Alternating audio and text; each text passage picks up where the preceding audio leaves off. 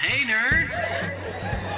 It's Geeks of Cascadia. Geeks of Cascadia. Geeks of Cascadia. Exclusive tabletop gaming podcast for the Pacific Northwest. All levels of gamers. Analog gaming. Tabletop news. Dungeons and Dragons and magic. Stupid, mindless banter. There will definitely be some. That's probably our best. That's our best feature. Hey geeks! Welcome to Geeks of Cascadia. I'm Blue Samurai, and I am with. I'm Rebeculous, and the other dude is. I'm still Paul. Yes, and we are your podcast, and those of you that look at us, YouTube program that deals with tabletop gaming and kind of focus on the Pacific Northwest. But hey, if you're listening from a different country, which we have fans from around the world, I don't know why. Maybe because we're charming. Yeah, Charming and we're lovable. You can listen to us because tabletop game news is pretty much worldwide, right? So And two of the three of us are adorable. And Yes. two of the three of us sound great. Steve, can you get closer to your mic? Just saying, sorry. Your face is getting bigger, but you're not getting louder. Oh, you didn't bring that big protruding. no, I don't have that. Oh, okay. No, never mind then. Wow. Yeah, It I'm does sound sorry. Crappy. No, I'm sorry. But we do have a great show for you, and that should sound awesome. And that is with Adam Davis with Game to Grow. Yay! Yes, and many of you, if you're a dedicated listener to our show or watcher, you would have seen him and his buddy, the other Adam, on this show. I think it's episode 47, but just listen. Well, you can listen to the interview, and we'll tell you which episode that was. But that was a great interview, and we're glad he's doing well. They do good work. Adjusting to the world of COVID. So, Yes. right, Bob? Yeah, Bob agrees. I don't like Bob. Right. You need a Blue new Samurai. background. I'm tired of Bob. I'm I'm kind of tired of Bob too. I am tired of Bob. I was like, Rebecca and I work in grocery. We're tired of Bob. We are. We veto Bob. Down with Bob. Bob doesn't like what you're saying about him. He's very upset. Eat it, So- Bob. Why don't we talk about the con news? Con Bob? news. Yeah. Okay. We've got some stuff coming up in January. We've got, OrcaCon, as I'm sure you know, is not happening in person. I'm sorry. What con are you talking about? OrcaCon, which was still scheduled for January 8th through 10th, 2021. It's not happening in person. The website needs some updating because it looks like it is on some points. Oh yeah. But if you go to the website and you click on update, it tells you all about OrcaCon online. Or you can just call Paul at home. We'll have his phone number up here. Call me at home, and I didn't bring up the stupid phone number. What is the phone number? Oh, still Paul. Well, while you guys are talking, I'll look up the phone Still. number, and I'll put it on the screen later. All right. I have a Here's joke. the phone number on the screen because I Okay. control all that. Doesn't even want to hear And my then I'll joke. mention it later for the audio version of the podcast. You just railroaded right through my joke. That's fine. Sorry.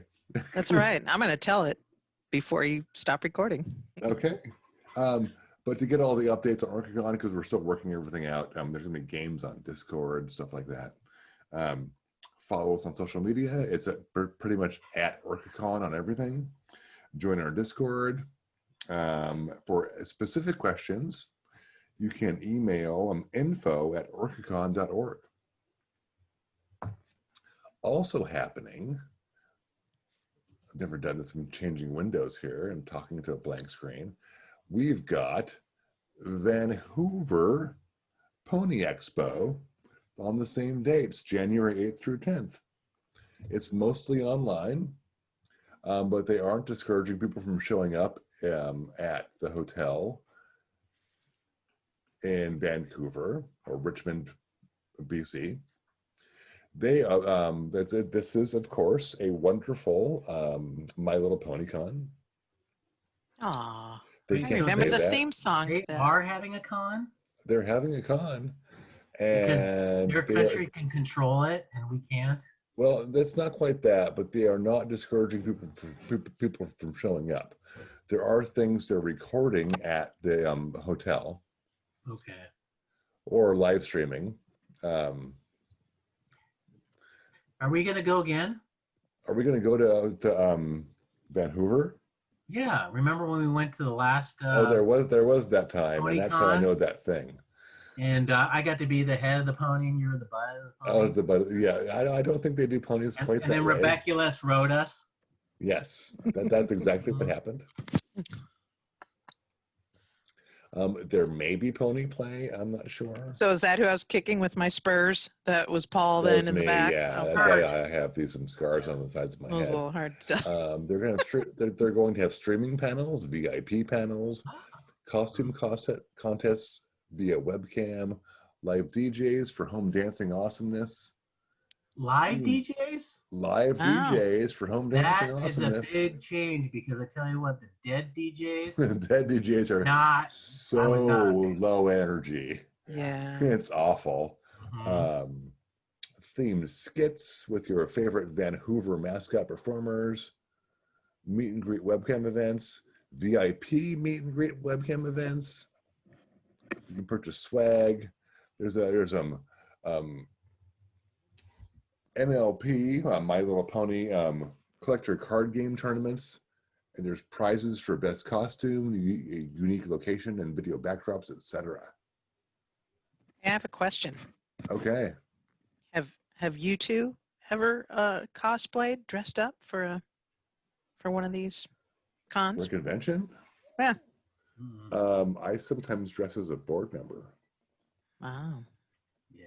Okay. All right. I was I'm just not wondering. creative enough. I'm not creative. No, yeah, I'm too tired. I always Tell you the wanted truth. Paul to be the Pumpkin King for something, but Pumpkin King? What is yeah. that? Nightmare Before Christmas, Oh, I Jack hate the that. Pumpkin King. I know, but it doesn't matter if you hate it. You would be a perfect Pumpkin King. Okay, great. Yeah, and I think Pinstripe. also I'm too fat. Wow. No, I don't.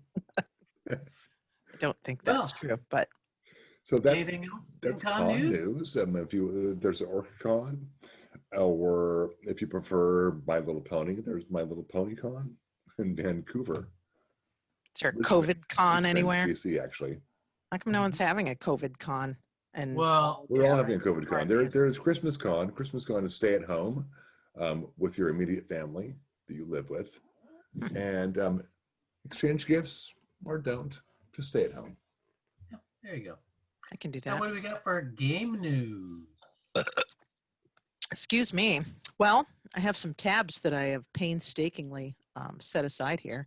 I was trying to have a theme, like I do, Mhm. and I couldn't come up with one. So the theme is these are games that looked interesting to me. This one is called Four Humors, four like the number humors, and it is it's very pretty. It's from this Adam Rayberg is the creator of this. It is on Kickstarter, of course. Looks like he's pretty much met his goal. Four Humors is a very colorful game for 1 to 6 players. It takes about 45 minutes, and it's ages 10 and up. So Blue Samurai probably can't play that.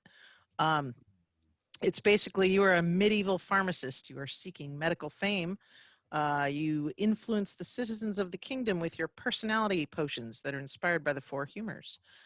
So each person on their turn, it's a very pretty box.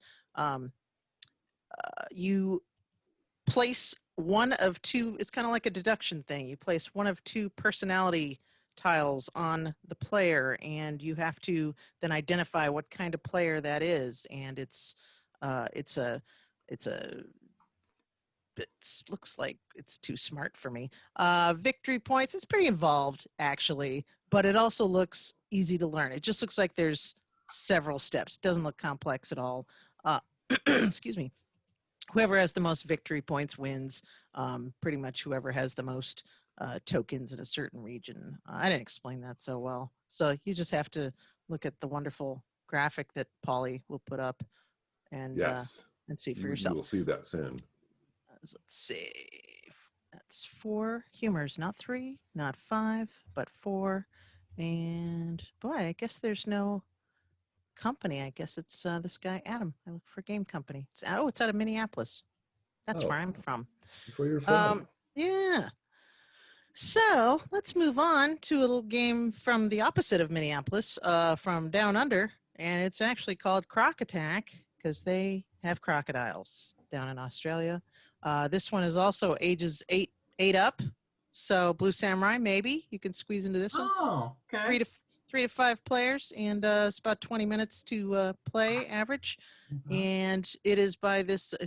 It's duplicated in French, and it's because this French person is the one that created it, and she is a little, very very smart French gal who's now living in Sydney, and she skis. Sydney, Australia? Correct. That's the down under. Oh. Therefore, the Crocs. This gal has a degree That's in. a knife. That's right. That's we right. don't do that on this podcast. Got That's potato on it. The woman who created this game has a degree in mathematics and physics, and she has a master in computer science. Oh. But she also makes board games. I know. She's smart. I know. She's really smart. She's if okay. I knew anybody with a degree in mathematics, I would encourage them to make board games as well. Right. Oh, I lost my What they tab. should be doing.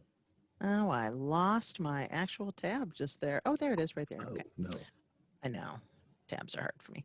Okay, so Croc Attack is super simple, and you can play the croc, or you can play the treasure hunter that has to crawl across Blue Samurai. He must be drinking milk. What? All right. Yeah. So basically- anyway, He's basically Homelander with the milk. oh my God. That brings up my next game. Croc Attack, by the way, is it's about 38 days to go on Kickstarter, and it looks cute and it looks fun and it's easy to learn. And again, you can Sounds play- great. Yes, a board game featuring crocodiles eating people and travelers crossing narrow bridges. That's what it says. I And like that's it. basically what it is. The more treasure you get, or the more, depending on who you're playing, the more people you eat, then you win. Real crocodiles were not harmed, and they're also not included in the game. So you have to get your own crocodile. Oh, darn it. Okay. I thought I could get a crocodile. Yeah. So I'm just going to segue from your previous comment about Blue Samurai and his milk addiction. And Homelander. And I'm- there is a I'm boys' just trying game. to spare our visual fans from me eating on screen. Maybe some of them have fetishes and they want to see you eat with You stuff know, yeah. dripping out your You know? face. Yeah. Here we go. Okay, back On to the me. potato.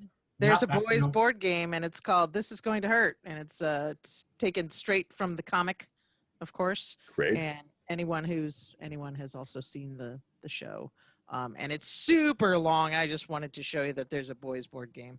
I'm not even going to go into this. There's so many pieces, and it looks really fun. But there's a lot of pieces, and there's a lot of minis, and there's cards, and there's dice, and there's It sounds like a bunch of fiddly bits. tokens and things like that. But it is bloody, and there are bloody pictures and gross things taken straight from the comics, which I am currently reading, and it looks fun. But it looks like, You should get it and have us play it. well, it looks pretty When- involved. Yeah, when if the we world ever goes back to normal. can ever Yeah. play games again, for Yeah. sure. All right, let's go on to a little trio of games by they're called Stephen Rhodes games. Do we know who Stephen Rhodes is? No. Well, you will after Polly takes care of the whole graphic thing. Here's Anyway, a picture of Stephen Rhodes. he's an artist, and he combines this retro illustrations like in the 50s and 60s instructional brochures for families, and fire drills and how to keep Oh, Dick and okay, Jane great. safe and all that. But he's of course Oh. got some dark humor. Cute little trio of 3 games. If you get all 3 games, they come in this really nice looking little box set. Super easy to learn, super quick to play. Don't talk to strangers. It's about getting your kids to safe places like the school or the dance, and not getting them abducted by aliens. There's that's good. there's one called Digging for Treasure, and you basically are they're kids. They show kids digging in a graveyard, and you can dig and dig and dig, and these cards are worth points. You spread out 3 different piles of cards, What and you counts can as keep. treasure in the Yeah, graveyard? it's what it says on the cards, and the treasure is the Oh, amount of points you get, so it could and be you like a can femur. yes, actually. Okay, And just you asking. continue turning over cards and making points until you decide to stop. And the more cards you turn over, the more there is a chance of turning over the bad card that will make you lose all the cards you've Okay, just drawn. I like that. So you can kind of, it's like let's make a deal kind of I sort of, like that. Yeah. but with cards and more fun.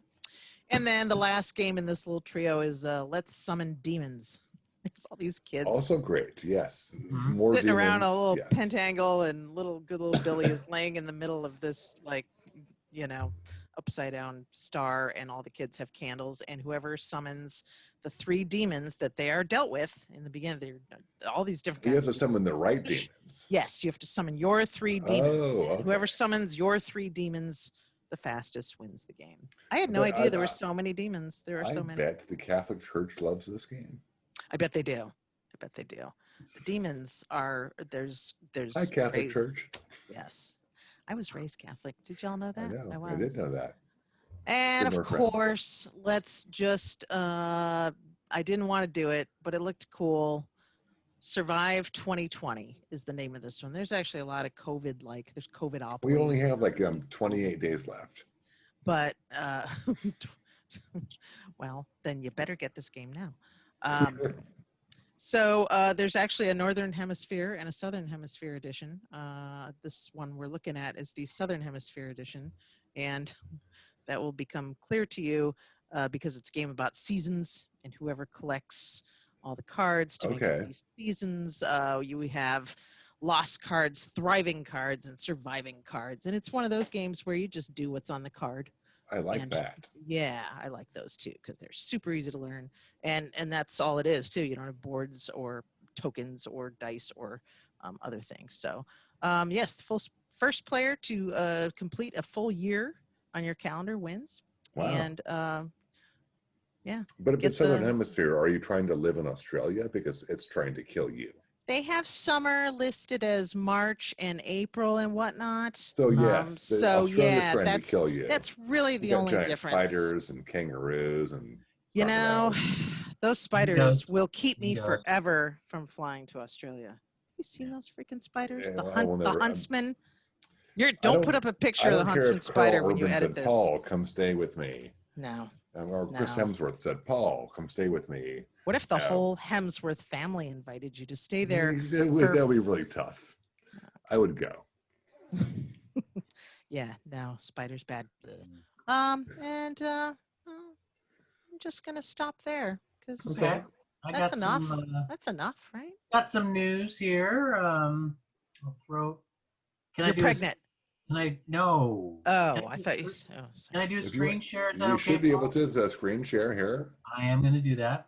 How So can here you we let go. him screen share and you don't let me screen share? So today we've got some news on the non-Kickstarter front. So I'm going to go through that because Rebeculous gets all the good Kickstarter news. So we've Thank you got for letting me have it. Warhammer, the Underworlds. The roadmap is coming out, so you can find out the latest releases and what they're going to do for the rest of the year. So check that out at Games Workshop. Okay.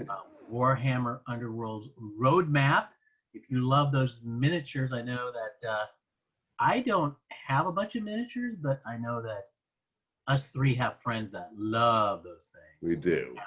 Full armies. And in fact, Paul's wife is now painting those things. She's really good at it too. I'll get one for you.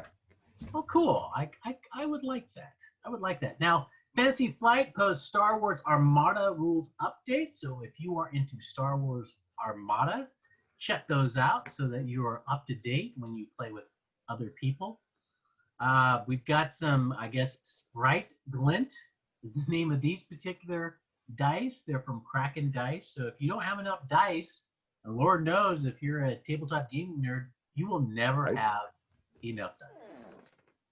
Ever. Ever, ever, ever. Then we've got, I'm passing this up. A Song of Fire and Ice, Raiders of Iron Island. It's Ice and Fire. Sorry, Ice and Fire. I'm sorry. It's Anyway, okay. It's a different thing. I'm sorry. yeah, that's okay. Anyway, it's a tabletop miniatures game. Of course, if you are familiar with the Game of Thrones, is based upon the book Song of Ice and Fire. So if you did Read not that. know that, though you should know that by now, especially if you're a nerd, you know that there was a book. Did you read it? Did you read it? I read it. Didn't. I read didn't. it all on did. my phone. I read all the Games of Thrones books and that and Wait. little dunk and egg extra little short stories. On my phone, I read all those. That's how good those stories are. Oh, You can't see it because of my I back. can't see it. 'Cause back. you got a background. Put it in front of your Hang on. face. I will make my background go away. I can do that. I have Okay. that power. So those of you who are listening to our podcast, Paul's going to show one of these. Yeah, beautiful- so you should be watching. Maybe he'll post it on Facebook. And check I it. could post it on Facebook. Here is the shambling mound that my wife painted. Oh, that's very nice. Wow, that's very Yeah. detailed. Wow. Yes, it is. Right. Nice. It's If very you go to shambling. Paul's, if you go to Paul's house, knock on his door, he will give it to you. I will show you my shambling mound. That sounds kind of dirty. Yeah. So that is it for the gaming news that we have for now. Really? Shall we go into the Game to Grow segment with Adam Davis? Sure. So you want to end with my jokes? We'll end this show with my Oh, jokes. this is not the podcast that has your joke segment. No, I just have a couple. Okay. You know, bring Cool. some. Maybe. Sure, we can end with that. If you Yeah, want to hear more jokes from Rebecca, check out the clerking off video on YouTube's. A second-rate podcast. Yes, you should. All right, so It's just different. It's let's not better. check out what Adam Davis has to say. Yes. Adam, so great to see you. It's been so long. What's going on with Game to Grow? Game to Grow has transitioned entirely virtual now in the coronavirus. So last time we talked, I don't remember how many clients we were seeing per week, but we used to be restricted to just the greater Seattle area. And now since we've gone entirely virtual, we've been able to extend our therapeutic social skills groups outside of just the greater Seattle area to now be worldwide. So we have people from other continents coming to play Dungeons and Dragons in a therapeutic social skills group, become more confident, creative, and socially capable from all over the world. That's You know, Adam, amazing. what I love is the fact that we knew you when you kind of first started off. We might have been your first podcast. I don't know. I like to say we are just because. You know. Sure, yeah. And by the way, for the listeners and viewers, you can check out episode 47, which we talked to Adam the first time. And man, I've watched you. You've grown, just like in the title, right? And Yes. listen to you on other podcasts, and I think to myself, it's like, man, I wonder if he remembers us. He's so big. Yes. Doing great things, though. Yeah. And I know, have you branched? I know I talked to some of your folks. They visited Olympia last the pre-pandemic, pre-plague, and they were talking about maybe doing a veterans thing. I don't know if you've done that, if you've gone or you've sidetracked because of COVID or not. We're in the works, still in the works for that. So we have to fill to sort of backfill what's been going on with Game to Grow. So we started off in 2017. Adam Johns and myself founded Game to Grow. I think he and I were both on your podcast previously. We have, as a nonprofit, just continued to grow and expand thanks to donors, thanks to grants we've received, and so on and so forth. So we expanded our programming to not just be Dungeons and Dragons. Now we also have Minecraft-based social skills groups as well. We expanded the age range. So now we have adult groups instead of just kids and teens groups, which has been a really fantastic opportunity as well. We also, because of the increasing demand, thanks to awesome podcasts like this one helping us spread the word, we have hired new facilitators. So we have 12 facilitators all running therapeutic social skills groups using games. So that included Jared and Elizabeth Kilmer, who are the people we were speaking to, who came down to Olympia that time. Dr. Jared Kilmer is our director of counseling services. We've also have individual counseling services now through Game to Grow. And then Dr. Elizabeth Kilmer is our director of education and training. So we're also building a training program, because as much as we can continue to expand Game to Grow, both locally and internationally in the direct services, we want to help more people around the world. And the way to do that is to increase the training program so that practitioners around the world can serve their own communities, either virtually or in person. So that's been the latest exciting thing we've been up to. It's amazing. And just let people know, look, these aren't a bunch of, we're all nerds, but they're not just a bunch of nerds that just got together to do nice things. They're a bunch of nerds that actually have college education. They know what they're doing, graduate level degrees. Can you talk a little bit about maybe the scientific bona fides that you and your staff have? Sure. So my background is I have a master's in education with a specialization in drama therapy. The other founder of Game to Grow, Adam Johns, his master's level degree is in couple and family therapy. The doctors Kilmer both have doctorates in counseling, in therapy, and in psychology. So they are bringing a lot of that high level research-based backgrounds into the work. So we're increasing this sort of research-backed outcomes, we can actually say now, because they've got this really excellent approach that they can bring to it that incorporates a lot more research. So by that, I mean, not just like we can make better references to the impact, but we can also start doing research, because Adam and I are great people, but we don't have a research background. So the Kilmers have come in and have really helped both bring that sort of academic outcome orientation to what we're doing. So we actually also are partnering with Foundry 10, a Seattle-based nonprofit, to do some actual pre and post surveys, including some filming of our groups, to actually get some pre and post data to have some statistical evidence for the work that we're doing too. Wow, that's fantastic. There are other groups I know out there that kind of do what you do. I'd be curious, on the research aspect of it, where, you putting in data and all these other folks, what the end result is. Is there I'm sure there is, you wouldn't be doing it, a positive outcome to some of this that's happening. And I know, Adam, that I shared with you, my middle child's a child with special needs. And now that it's virtual, maybe I can get in on one of your programs. Yeah. He, right now he's going through the transition right now at school.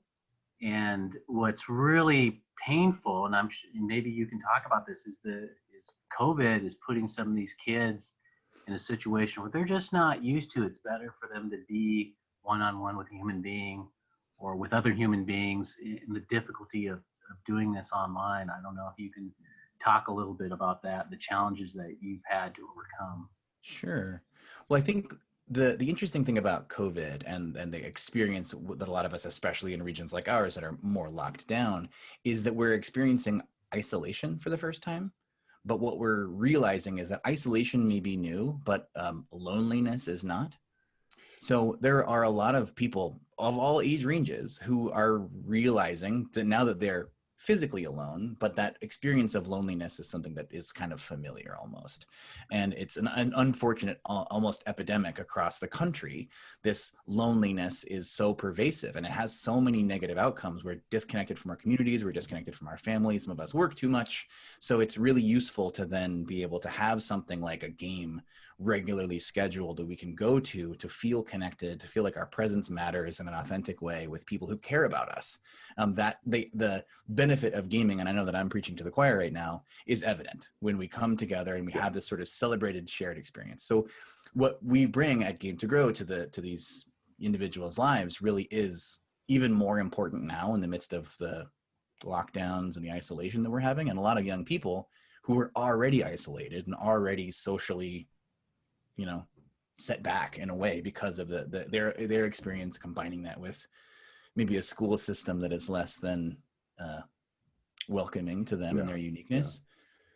That what we bring is something that's actually extra important to them. So I'm not sure if I'm answering the specifics of the question, but I think it's really more evident than ever that not just kids, not just middle school age and not just high school age, but even adults right now need to come together and play and have Yes. smiling faces, and we don't get to have, in person, but we've adapted so well as a society, I think, right now, to be able to use things like right now we're on Zoom. Exactly. Yeah.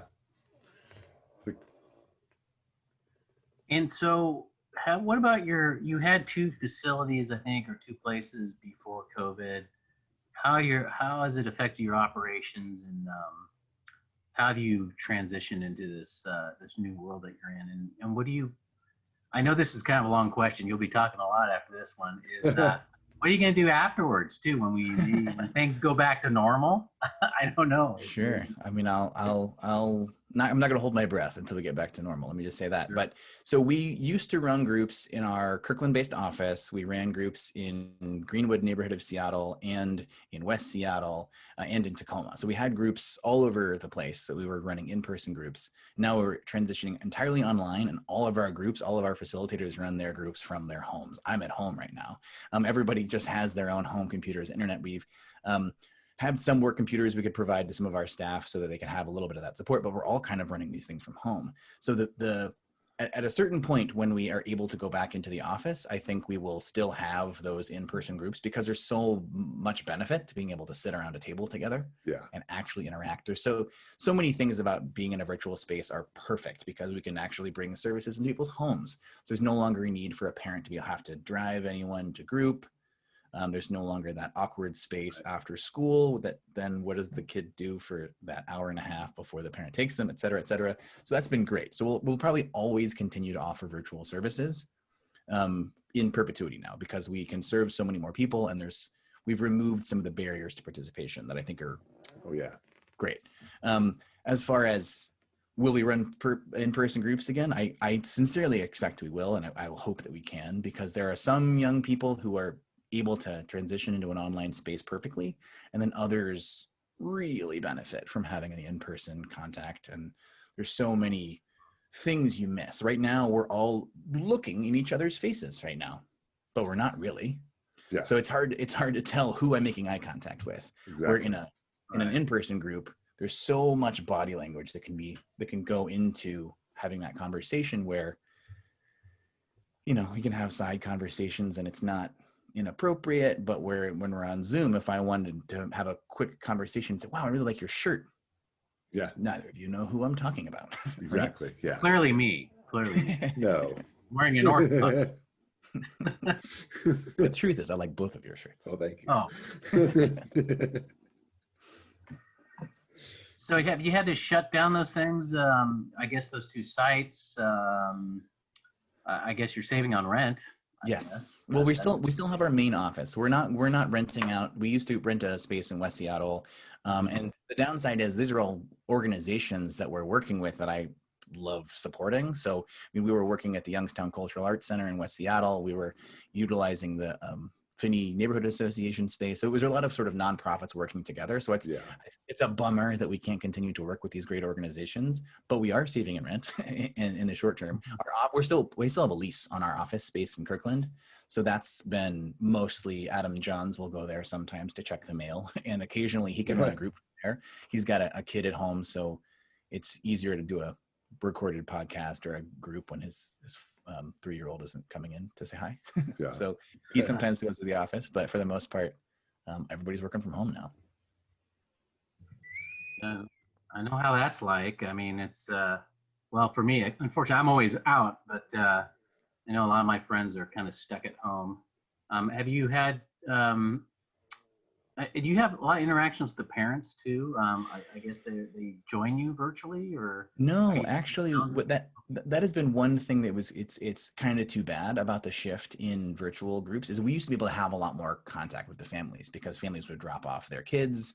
In our Kirkland space, we have a waiting room, so we would sort of pick the youth up and then drop them off. I say kids, we have participants ranging from 8 and up. So I say kids very lovingly for all of the teenagers that are in groups as well. So that's been a sort of setback, unfortunately, that we don't have that same amount of family contact time. And that's been an extra level of like trying to make sure that we reach out and offer phone calls to the parents and meetings so that they can reach out and connect with the facilitators, because so much of the work that we do is not just with the individual, it's with the family and helping Yeah. them understand and give them something that they can share in the sort of authentic celebration of what's going on in the game, because they have a hard time. Because most kids, I don't know if y'all have experience with kids, and they say, well, how was school today? Fine. What'd you do? Oh, Stuff. you talk to my It's like- kids? Holy cow. It's like, this is a dumb story, but my mom worked at a bank forever, and then they talked to her about asking open-ended questions so she could give better customer service. So instead of asking me how my day was, like, how's your day? Fine. She would ask me, she would say, tell me how your day went. And then I'll tell her about my day.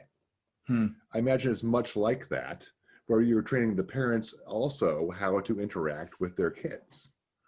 Yes. And that's fantastic.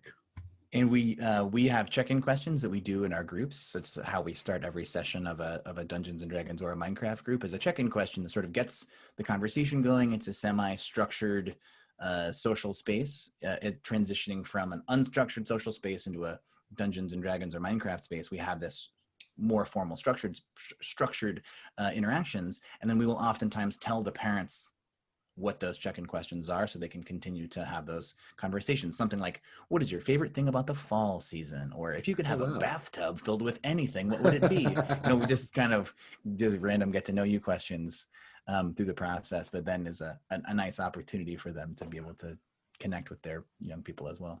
That is awesome. One thing I want to make sure we don't miss is your work on Critical Core.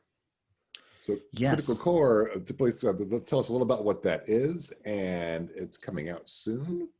Yes, it's been an amazing labor of love, Critical Core. So we launched that on Kickstarter in 2019 with we were bright-eyed and bushy-tailed about how we could take what we've been doing for 10 years and then put it into a box kit and launch it out. And so the mission for Critical Core is really to take the work of Game to Grow and the therapeutic application of role-playing games and turn that into a beginner's box, a starter set of therapeutic role-playing games. Awesome. So the Critical Core box set was on Kickstarter. We had hundreds of times the amount of percentage really we're well. expecting. Yeah, I forgot the number specifically, but we got some support from Matt Mercer, tossed his support to the project, and we had some really great vocal, enthusiastic support in the D&D community. So we were very successful. I had lots of good stretch goals, and then the working on it has been a real labor of love. Like I said, we've done some testing. We've had some awesome artists put their work into it as well. But the box kit really is a couple of different things. It's a simplified rule set of where you use the open gaming license from Dungeons and Dragons. Adam Johns was really the game designer, Okay. so to speak. Okay. Making using the open gaming license to make a Dungeons and Dragons similar experience. So it's still a D20 system. You still have your understanding of the attributes. So it's very much an entree to a D&D style role-playing game. But the goal there for the rule system itself was to make it really accessible, not just to a neurodivergent crowd, but also to brand new game masters. Because Right. Adam Johns and I were the keynote presenters at the Washington Association of Marriage and Family Therapy. And we've done these kinds of presentations for therapists, and the therapists are so excited about the work. Gosh, I want to use role-playing games too. How do I get into this? How do I, use this in my practice? Before we had the training program. And we were like, well, you have to learn how to play Dungeons and Dragons. And I recommend you get the books and then learn how to play, and then learn how to be a game master, then game master. And then, it became this process where that was the participation boundary. That was the bottleneck, is they couldn't. That can be intimidating. Exactly. And so what we wanted to do was make a game that was quicker to learn than a game like Dungeons and Dragons, but still had all of this rich fantasy and the sort of might and mystery and magic and monsters and all these M words. So we put that into the box kit. We also have our facilitator's guide, which is the way we structure our sessions, the sort of tips and tricks that we've built over 10 years of doing this kind of work, and then also an adventure design. So we have 3 modules that are inside the Critical Core box set, and that one is every single encounter in each one of those adventures is really directly tied to the real world areas of social growth that we want our players to cultivate. Awesome. Yeah, and that's going to production soon. So we have put in our deposit. So we are now getting these kits manufactured. They should be shipping early next year. Great. That's fantastic. I'm really excited about it. It has been a labor of love. No, it's very Great project. Yeah. So do you find, because your model is using RPGs as a way of therapy, I'm assuming you lean more toward the role playing aspect, obviously, than the mechanics or the combat, the dice rolling. And how do you balance that? So it's really all of it is important.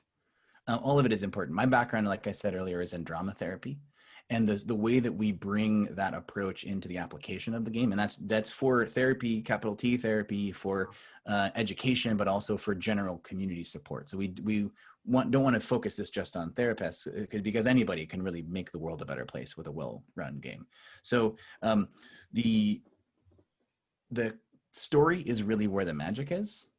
And all of the mechanics of the game should support an interesting story, because they allow for success and they allow for failure. And both of those things are interesting in stories. They are kind of unfortunate when you're playing a game where you just want to be successful all the time. But if you're focusing on the characterization and focusing on the narrative, then good stories have both triumph and disaster. Yes. And growth happens through both triumph, but especially disaster. And so we want to see that kind of relationship that our players take with their characters and experience the vicarious successes and failures of their characters to gain that confidence from the successes, but also the insight and the learning opportunities that happen from failure. Right. Yes. That D20 roll, I tell you what, on a D20, you get that natural 20. There's great stories with that, just as well as rolling a one. The natural A lot of ones. great stories with that. When people roll low, that there's an opportunity there for the story to be interesting. So we always want to say, when someone rolls a low roll, whether it's a critical fail or just a 4, right? If you're rolling a perception check to see if what your character sees, you're tromping through the woods, and then someone rolls a 4, and I say, why did you roll a 4? Like what happens to your character that they are not noticing anything? And then it's an open book, right? You can say, well, I'm looking, my character is looking through their backpack, and they're trying to find the right, better shoelaces for their boots because their shoelaces are wet walking through the snow, or whatever, whatever thing they that's great. is now. I like you as a DM. My other DM just wants to kill me every time. Well, That's part of our training is making sure the game master knows their job is multifaceted, right? So what do you recommend for somebody like myself with a special needs child, and maybe, obviously you don't know his background or anything, but maybe you can give us recommendations as what type of modules do you actually use? Is there a particular campaign that's better than others, or is it all homebrew stuff? We homebrew almost everything. Oh, okay. We can reuse things we've homebrewed, but that kind of personal relationship with the story is really important. Yeah. And we do a lot of collaborative homebrew as well. So I don't come in with my story. I come in with an idea for a story, and then the story itself, the plot will shift as the player is making those decisions. So we don't really do a sandbox world. I don't make up a world and then bring that world to the game. I kind of have a story seed that I'll bring in, and then with the players come up with the world together. And then that right there, that sort of collaboration mindset is the sort of yes and from improv that we want to also cultivate in the players, that we're looking at each other, the player and the game master and the players and each other, as rich resources for the human experience. We want to have this space be one where we can actually get excited about, oh gosh, I wonder what Steve's going to say next. Right. And we want that from each other. And so when my advice to you would be to play whichever module is the one that makes you lean in and makes your son lean in and get excited about it. And if that's homebrew, we can talk about that too. We have a whole system for collaboratively homebrewing games as well. That sounds hard though. I tried homebrew, and that's not easy. That's really hard. It's not easy, but there's a couple of different sort of things you can get good at, which make a homebrewing easier. And some of that is being comfortable improvising. So one of the things we talk about in the training program is understanding story structure helps you understand how to be an improviser as a game master, because you don't necessarily need to know what your story is, but you need to know the components of stories. so that you can Okay. put the puzzle pieces together as you need to. So a scene always has certain components to a scene, and if you conceptualize your in-game scenarios, your encounters, as scenes as if they're in a book or a movie or a play, then you have characters who have something that they desire and something in between them and the thing that they desire. That's a scene. And so as a game master, you can just make sure you are always aware of the obstacle and the desire, and then the players make up whatever their tactics are to overcome that obstacle and get to their desire. Well, in 30 seconds, I got so much smarter. Thank Yeah. you so much. Sure. That's amazing. So, what I know you really do a lot, and I'm looking at your website here, and you talk about services, groups for youth, groups for adults, groups for parents. And then individual counseling. Can you talk about what do you do with parents? Is it just telling them what you're about to go into, or? No, so the parent groups are just now starting. Another one of our group facilitators, Carrie Yarvey, has been a group facilitator with us for many years, and he was going through grad school, and he's trained in child-focused play therapy, and so he has a lot of resources to bring to help parents play with their kids better. So you were asking how you could play with your son. Go to one of those groups. Carrie could walk you through that. And that's almost like a consultation group, that one in particular. I'm really excited about this one because parents will come, they'll join a weekly opportunity to learn some skills from someone who's trained in supporting parents, and then also play with their kids, and then come back the next week and talk about how that process went, learn some more tips from other parents. We really believe in the peer learning model. So we use that in our therapeutic social skills groups for our kids, teens, and adults, but also the same thing is true for our training program. We want the people who come to the training program to learn from each other. And the same thing is true of our parents groups. We want them to be a resource for each other. So that we have a Discord we have a public facing Discord, but we also have a Discord for people who have attended our training program so they can stay connected, share some ideas, and they're sharing resources. It's really, as I said, I was trained as an educator, and in the newer phases of education, it's not just the teacher putting information in the brains of the students. It's about cultivating a space where we can all learn from each other. Yeah, I noticed here you got training for game master workshops in here. Mm-hmm. So that's part of our part of our training program is that there's 3 different trees of the training program. There's the mental health tree, the educator tree, and the community tree. And each one of those focuses on different outcomes and different expectations we want them to be oriented towards. So someone in the mental health tree might be able to focus more on the very specific kind of mental health needs of their clients. The educators are learning more about how to align learning targets with the in-game scenarios. And then the community one is much more oriented.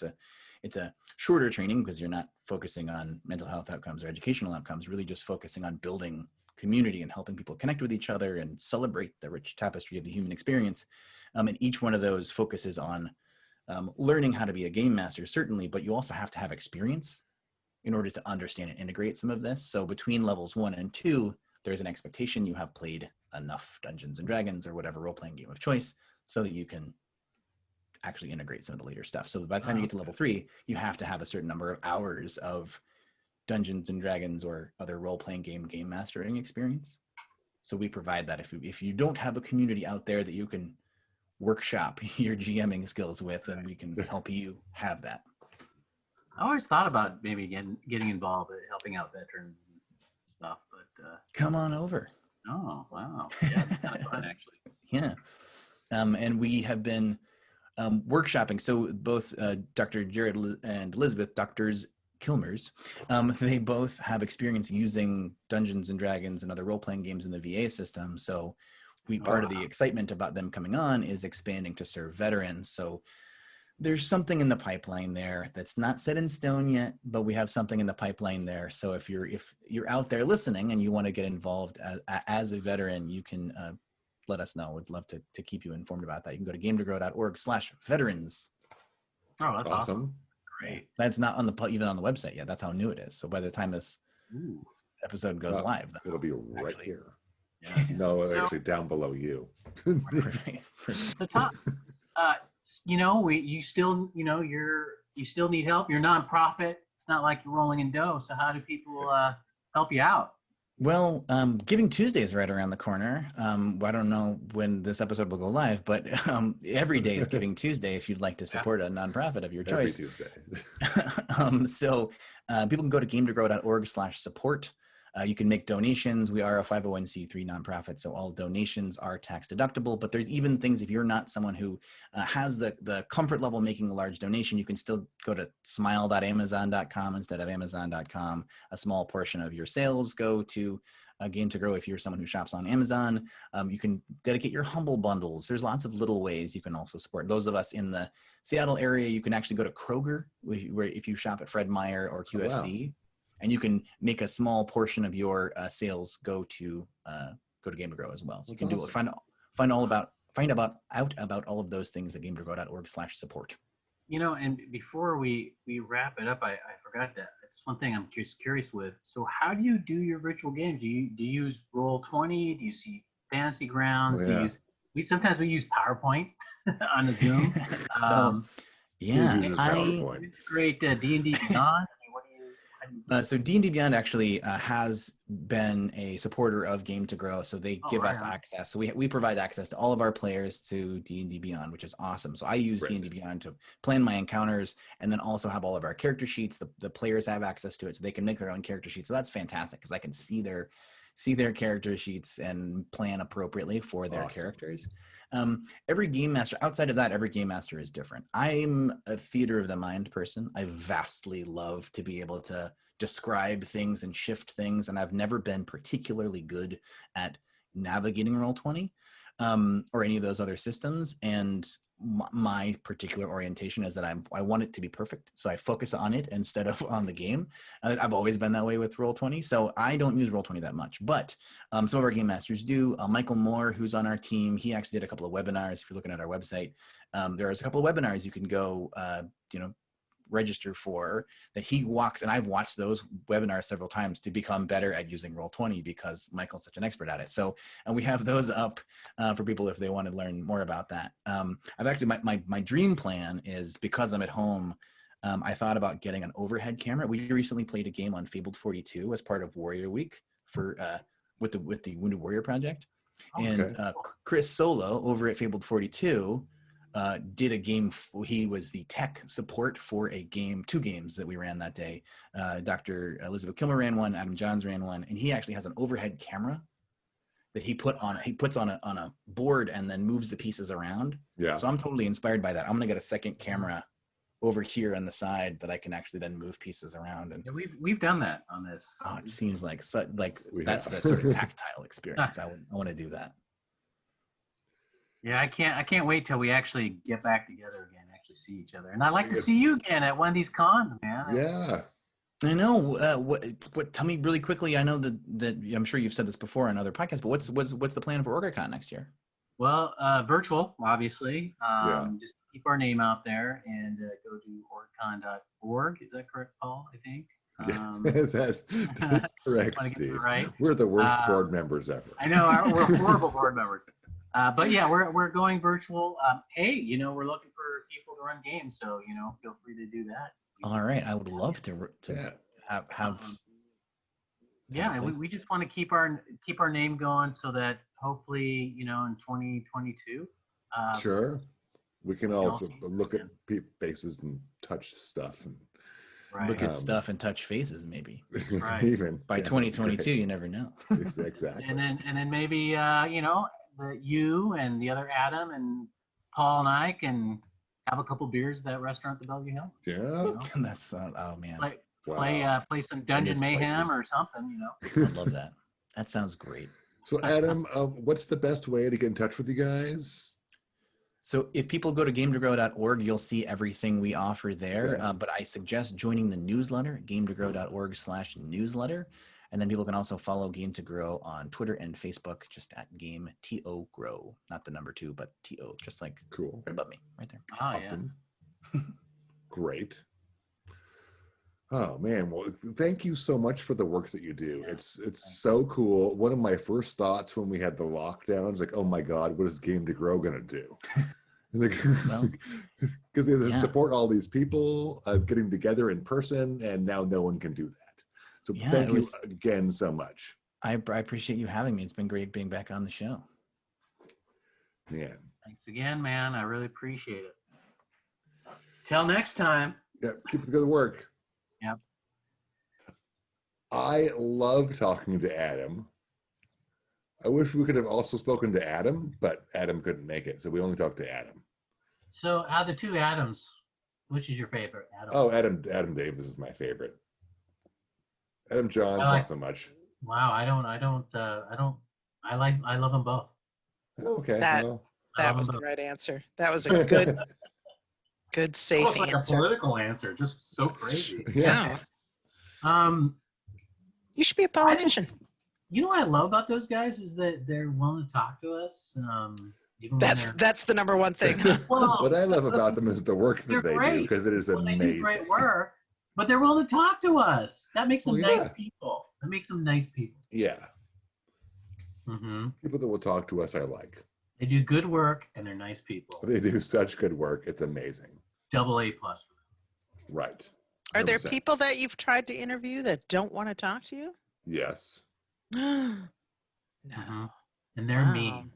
Wow. Yeah, They're they were mean. kind of mean.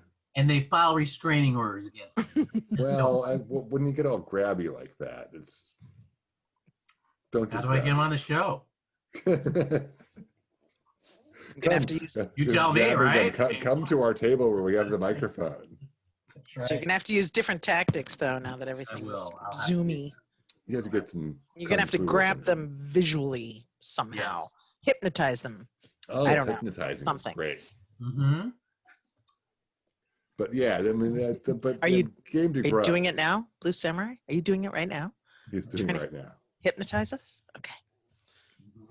The game to grow. What great work they do, and now they're global. Yep. It's absolutely amazing. I'm proud of them. They're not mine to be proud of, but I'm proud of them. I'm proud of them. Blue Samurai.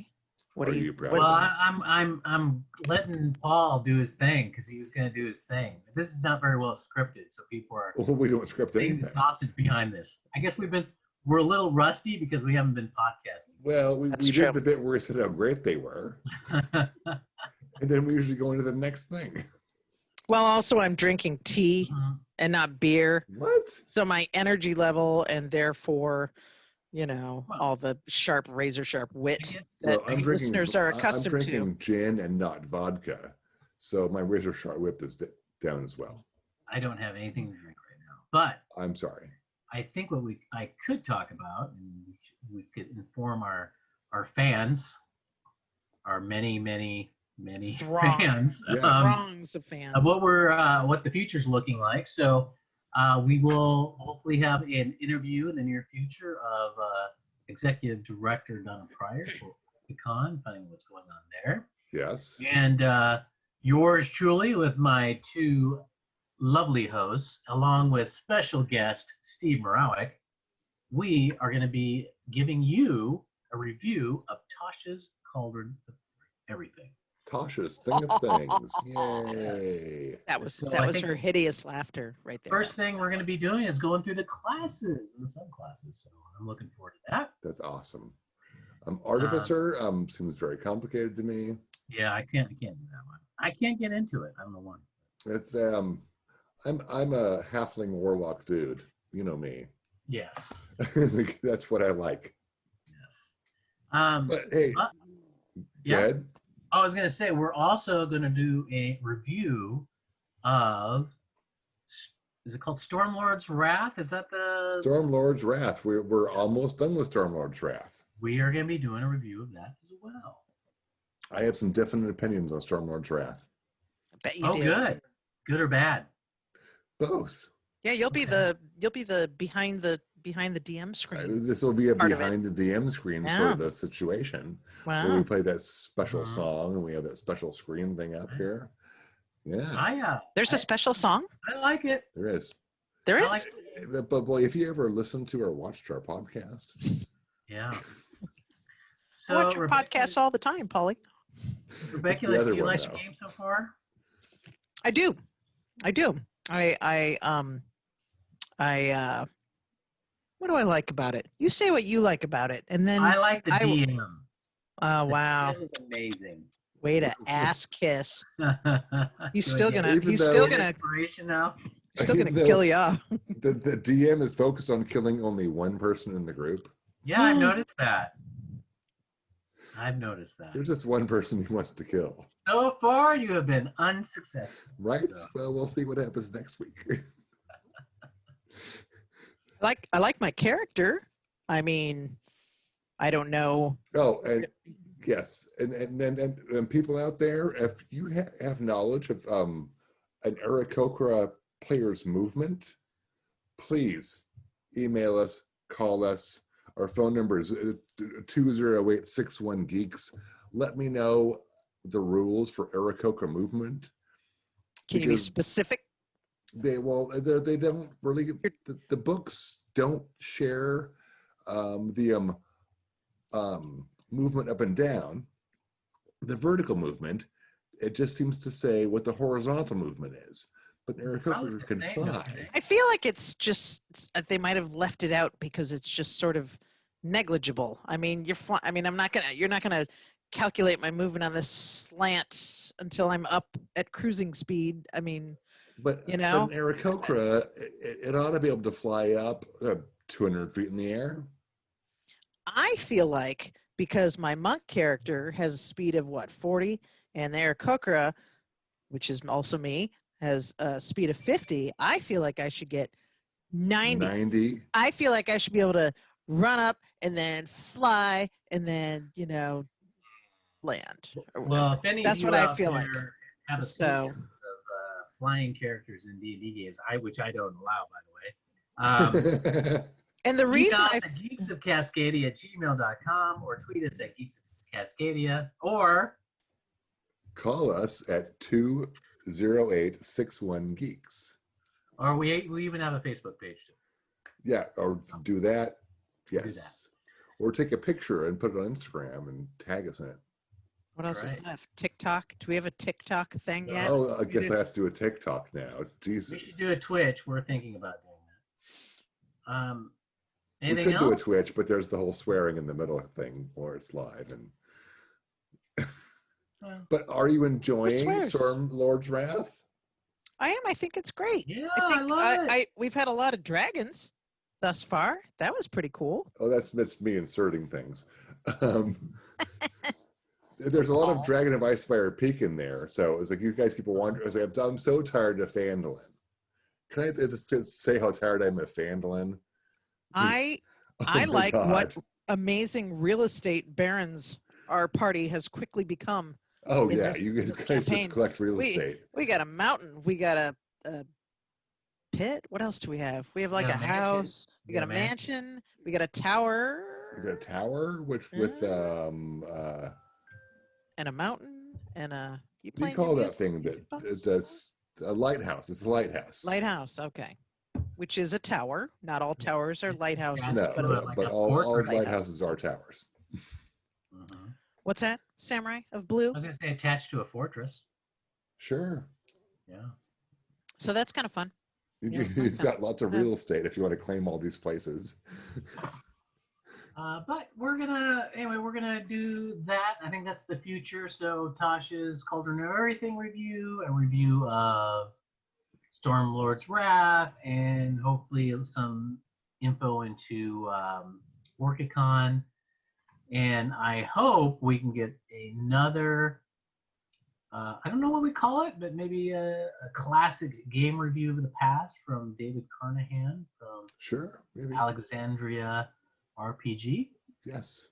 But I want to apologize all the folks out there. I know we used to do these like once every 2 weeks. One time we used to do it once a week, but Yeah. it's just been so hard since all three of us are essential. Yeah. We keep on. We didn't think this would be going this long, so it's hard for us to get the What are you time gonna do? at the same time. Guess I'm gonna have to learn how to use computers better. That's what I'm gonna do. Probably. Doesn't seem like this shit is ending. Oh, Oh sorry. my goodness, she said it. I She did it. couldn't. Yeah, that's what I one. could- Damn it. All Oh right, shit. do we have it?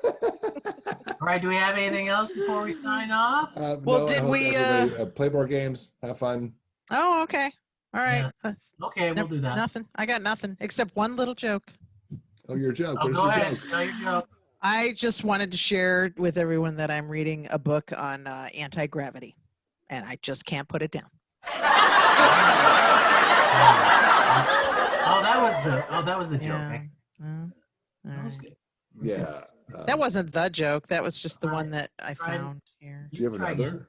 another? I have a new theory on inertia that I'm working on, What but is it that? doesn't seem to be going anywhere. Oh, yeah.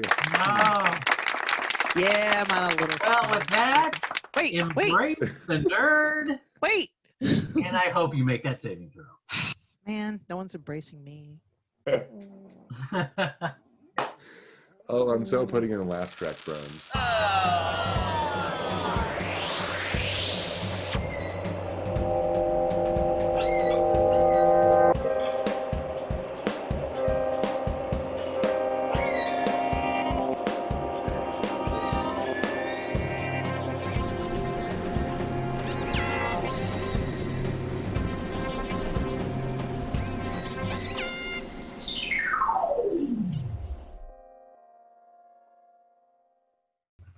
That was beautiful.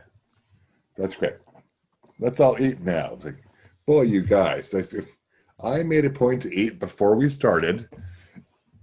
I'm so hungry. I was hungry as well. I can only get my food at a specific time. I wasn't going to eat. She brought it into me. I didn't ask. And it looks so good, and it's sitting right here. And I want it to get cold. I keep seeing team butts.